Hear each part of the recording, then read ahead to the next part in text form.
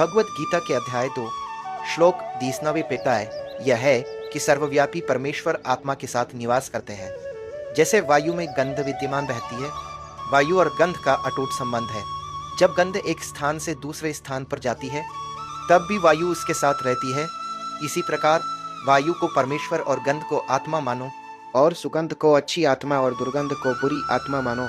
परमेश्वर उनके कर्मों के अनुसार उन्हें नए शरीर प्रदान करते हैं और फिर भी उनके साथ रहते हैं।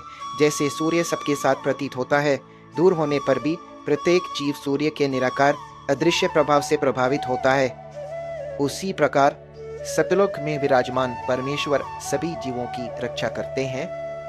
श्लोक 32 में आत्मा की अवस्था का वर्णन इस प्रकार किया गया है, जैसे मनुष्य वस्त्र बदलता है, आत्मा शरीर बदलती है।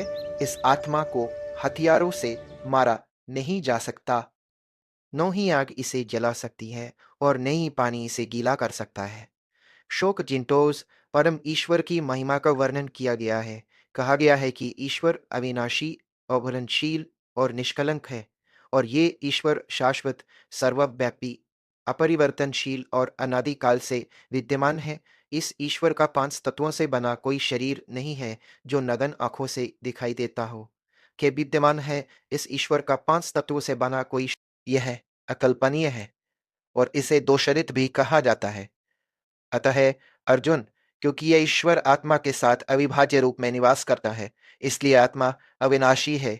अतः तुम्हें शोक नहीं करना चाहिए।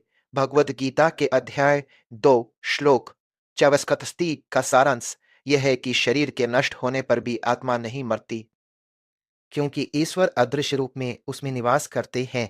जैसे पुराने वस्त्र उतारकर नए वस्त्र धारण किए जाते हैं, वैसे ही इस शरीर को भी समान समझो। आत्मा न तो काटी जा सकती है, न अग्नि में तपी जा सकती है, न जल में डूब सकती है, न वायु उसे सुखा सकती है। वह अमर है। ईश्वर इस आत्मा के साथ रक्षक रूप में निवास करते हैं, और दोषरहित पूर्ण है। यदि हम आत्मा को